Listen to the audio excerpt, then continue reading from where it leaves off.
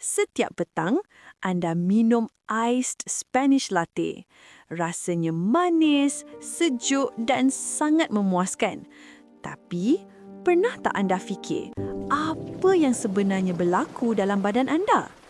Dalam beberapa minit pertama, kafein mula memasuki darah dan otak anda menjadi lebih fokus dan bertenaga. Tetapi, pada masa yang sama, gula dan susu pekat manis menaikkan paras gula darah dengan sangat cepat. Pankreas anda terpaksa bekerja keras, menghasilkan insulin untuk mengawal gula tersebut. Beberapa jam kemudian, tenaga yang anda rasa tadi mula jatuh mendadak. Anda rasa letih, lapar dan mengantuk semula.